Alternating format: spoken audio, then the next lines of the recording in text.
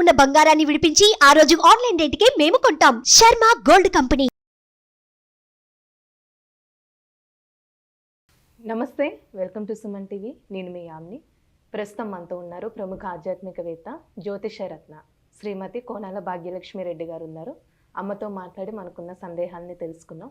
అదేవిధంగా జూలై నెలలో 12 రాశుల వారికి ఏ విధంగా ఉంటుంది, దానికి సంబంధించిన పరిహారాలు కూడా మనం అడిగి తెలుసుకుందాం. నమస్తే అమ్మా. నమస్తే అమ్మా.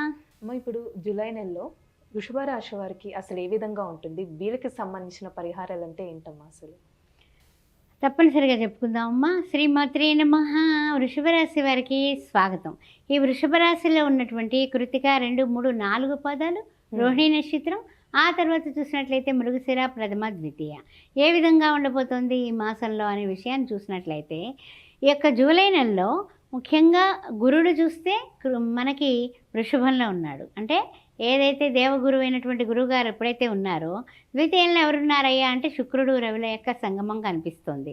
తృతీయంలో బుధుడు, చతుర్థ, పంచమంలో చూస్తే కేతువు, షష్టమ, సప్తమ, అష్టమ, నవమ, దశమంలో చూస్తే శని భగవానుడు వక్రగతిన ఉన్నాడు. శని భగవానుడు వక్రగతిన ఉన్నాడు. అయితే ఏమిటంటే కనుక రాహువు చూస్తేనేమో మనకి 11వ ఇంట్లో రాహు ఉన్నాడు, 12వ ఇంట్లో కుజుడు ఉన్నాడు. అందుకని బళ్ళు నడిపేటప్పుడు కాస్త జాగ్రత్తగా ఉండండి. ఎవరైనా వితండవాదాలు చేస్తున్నా, వాదోపవాదాలు చేస్తున్నా వాళ్ళ దగ్గర మీరు పోబాకండి. ఎందుకంటే ఏదైనా సరే మనకి వాడ దాటే వరకు వాడమల్లన్నా వాడ తర్వాత ఇంకోటి అంటారనేసి మనకి సామెత ఉంది. అందువల్ల కొంచెం అవకాశవాదత్వంతో మాట్లాడే వాళ్ళు ఎదురుపడే అవకాశాలు ఉన్నాయి. అందుకని ఈ యొక్క జూలై నెలలో ఈ జాగ్రత్తలు తీసుకోండి. తర్వాత ఇంకో ముఖ్యమైనటువంటి విషయం ఏమిటంటే, కొంచెం కొన్ని విషయాల్లో మిశ్రమ ఫలితాలు కనిపిస్తున్నాయి. అంటే ఏమిటి, మనకి చెప్పాలంటే కనుక కుజుడు మార్పు, ఆ తర్వాత మనకి ఇంకొక విషయం ఏమిటంటే కనుక ఈ వృషభ రాశి వారికి చూసినట్లయితే రవి కూడా మారబోతున్నాడు. అందువలన రవి మారిన తర్వాత ఇంకాస్త బాగుంటుంది. రవి మారక క్రితం మనం ఆరోగ్య విషయం దగ్గర నుంచి అన్ని విషయాలు కూడా కాస్త జాగ్రత్తగా చూసుకోవాల్సినటువంటి విధానం ఉంది. తర్వాత ఎప్పుడైతే కుజుడు యొక్క మార్పు ఉందో, ఆ కుజుడు మార్పు తర్వాత కూడా స్పీడ్ పెరుగుతుంది మీకు. అంటే ఏ రంగంలో ఉన్నప్పటికీ కూడా మాటలో స్పీడు, పదును పెరుగుతుంది. నేను సైన్యాధ్యక్షుల్లా దూకుతాను అంటాడు కుజుడు. ఎప్పుడు కూడా పనులు చేసేయాలి, అంత ఉధృతి కుజుడి మీద ఉంటుంది.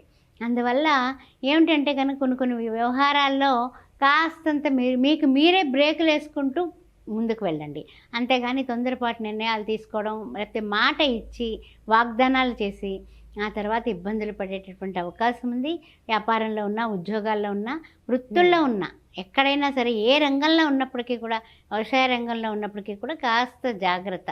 తర్వాత ఏంటంటే యంత్రాల దగ్గర పనిచేసేవాళ్ళు, తర్వాత ఏంటంటే స్పీడ్గా వెళ్ళిపోవాలనుకునేవాళ్ళు అనేసి చూడు, అది సిగ్నల్స్ కూడా చూసుకోకుండా దూసుకెళ్ళిపోతూ ఉంటారు. అలాంటప్పుడు ప్రమాదాలు జరిగే ఇది ఉంది. అందువల్ల కొంచెం ఆ విషయాల్లో జాగ్రత్త తీసుకోండి. తర్వాత ఇప్పుడు విద్యార్థులు కానీ విదేశీయానానికి సంబంధించి ఏ విధంగా ఉంటుందమ్మా, ఉద్యోగస్తులు కూడా? ఓకే, అయితే ఏంటంటే విదేశీయాన ప్రయత్నాలు ఎవరైతే చేస్తున్నారో అవి ఫలించే అవకాశాలు ఈ 15వ తారీఖులోగా ఎక్కువ కనపడుతున్నాయి. అందువల్ల కొంచెం జాగ్రత్తగా మీరు ఆ యొక్క ప్రయత్నాలు ఉధృతంగా చేయండి. అందువల్ల తెలిసిన వాళ్ళని పట్టుకుంటారా, లేకపోతే మీకు మీరే అప్లై చేసుకుంటారా?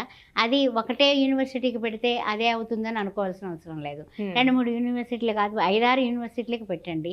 ఎంఎస్ చేయాలి, యూఎస్ వెళ్ళని పిల్లకాయలు అనుకుంటూ ఉంటాయి. వాళ్ళకి సంబంధించి నేను చెప్పేది ఏమిటంటే కనుక చేయండి, ప్రయత్నం, మంచి ప్రయత్నం చేయండి. ఫలితం బ్రహ్మాండంగా ఉంటుంది. మీ భవిష్యత్తు మీ చేతుల్లో ఉంది.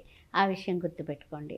తర్వాత ఇంకొక విషయం ఏమిటంటే కనుక సమయానికి సందర్భానికి అనుకూలంగా మాట్లాడటం కానీ, మారడం కానీ అది చెప్పదగిన సూచన.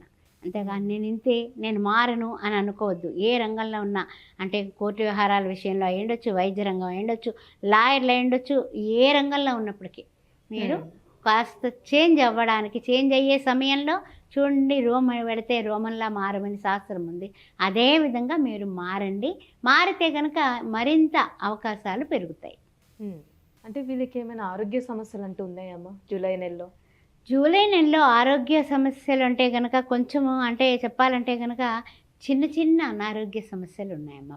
పెద్దగా లేవు, కానీ కుటుంబవశాత్తు అంటే ఏమిటంటే కనుక వీళ్ళకి రవి ఎప్పుడైతే మారాడో, రవి మారినంతసేపు కొన్ని కుటుంబ పరంగా కాస్త చికాకులు ఉన్నాయి. తర్వాత రవి మారుతాడు కాబట్టి సర్దుకుంటారు. కానీ రోజు సూర్య నమస్కారం అనేది చెప్పదగిన సూచన.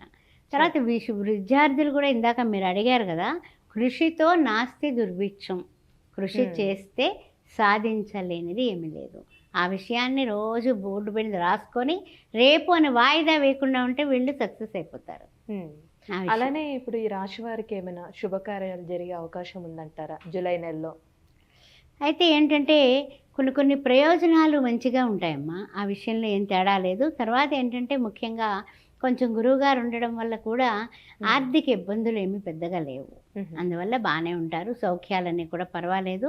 అయినప్పటికీ కూడా కొంచెం ఏంటంటే వీళ్ళకి అంటే దీనిలో ఈ రాశిలో ఉన్నటువంటి ఇప్పుడు విద్యార్థులు కొత్త కళాశాలలో జాయిన్ అవుతూ ఉంటారు కదా, అలాంటి వాళ్ళు ఏమనుకుంటారంటే లేదు నాకు అదే కాలేజీలో అయితే చదువుతాను, మా ఫ్రెండ్స్ అందరూ అక్కడే చేరారు, ఇలాంటి పట్టుదలకు పోయేటటువంటి అవకాశం కనపడుతుంది. అలాగే కోర్టు వ్యవహారాల్లో కూడా కొంచెం అంటే సెకండ్ ఒపీనియన్ తీసుకోండి. ఎందువల్ల అంటే కనుక కొన్ని కోర్టులో కేసుల విషయంలో ఒక లాయర్ చెప్పింది ఇంకో లాయర్ ఒప్పుకోడు. అందువలన ఇద్దరు ముగ్గురిని కలిసి అప్పుడు మీరు ఆ వ్యవహారంలో ముందుకు వెళ్ళండి. అది చెప్పదగిన సూచన. తర్వాత ఏంటంటే కనుక కొంచెము మాట పొందిక మాత్రం చాలా అవసరం. ఆచితూచి మాట్లాడటం చాలా మంచిది ఈ వారం. ఎందువలన అంటే నాలుక మీద భగవంతుడు నాట్యం చేస్తాడు. గురువుగారు మనకు లగ్నాత్తు ఉన్నా శుక్రుడు రవి ద్వితీయంలో ఉన్నారు. ద్వితీయంలో కుటుంబ స్థానం ఉంటుంది, ద్వితీయంలో సర్వస్వం ఉంది, వాక్కు ద్వితీయంలో ఉంటుంది. అందువల్ల ఏంటంటే కనుక కొంచెం రవి కోపాన్ని చూపిస్తాడు. అందువల్ల 16వ తారీఖు వరకు వాక్కుని కొంచెం పొదుపుగా హితంగా మితంగా వాడడం అనేది చాలా చాలా మంచిదమ్మా. అంటే ఇప్పుడు ప్రయాణాలు ఏ విధంగా అనుకూలిస్తాయమ్మా వీళ్ళకి? ప్రయాణాలు కొన్ని విషయాల్లో అంత ప్యాకేజ్ టూర్ లాగా చేయడమే మంచిది. ఎందువల్ల అంటే కనుక కొన్ని విషయాలు తొందరపాటుగా స్పీడ్గా వెళ్ళి అక్కడ మనకి పని జరగకపోతే దానికి చిరాకులు పరాకులు వచ్చే అవకాశం ఉంది. కాబట్టి ప్రయాణాల విషయంలో కొంచెం అంత ప్లాన్ చేసుకుని వెళ్ళండి, మీరు సక్సెస్ అవుతారు. అలానే వీరికి పరిహారం అంటే ఏంటమ్మా జూలై నెలలో చేసుకునే? జూలై నెలలో పరిహారం ఏంటంటే కనుక ముఖ్యంగా శ్రీ మహాలక్ష్మీ దేవిని తర్వాత మహావిష్ణువుని ఇద్దరిని కలిసి పూజించడమే జూలై నెల. ఎందువల్ల అంటే కనుక ఆషాఢ మాసం కదా, లక్ష్మీనారాయణని ఆషాఢ మాసం పూజిస్తే అద్భుతమైనటువంటి పరిణామాలు వస్తాయి. కారణం ఏమిటి అంటే కనుక వీళ్ళకి సంబంధించినటువంటి వృషభ రాశి వారికి సంబంధించినటువంటి ద్వితీయంలో శుక్రుడు రవి ఉండడం వల్ల, ఆ తర్వాత ఏమిటంటే ఆ రవికి రవి అంటే శ్రీమన్నారాయణుడే, శుక్రుడు అంటే మహాలక్ష్మీదేవే అధిష్టాన దేవత. అందువల్ల రోజు లక్ష్మీ అష్టోత్తరం విష్ణు సహస్రం వినడం, చదువుకోవడం, కుదిరితే చదవడం లేకపోతే వినండి. అది చేసుకొని బుధవారం పూట చక్కగా ఎవరికైనా సరే పేదవాళ్ళకి ఒకళ్ళిద్దరికి గ్రీన్ కలర్ దుస్తులు దానం చేయండి. గ్రీన్ కలర్లో భోజనం కడుపు నిండా పెట్టండి, చాలు. మంచి పరిహారం తెలియజేశారమ్మా, ధన్యవాదాలు మీకు.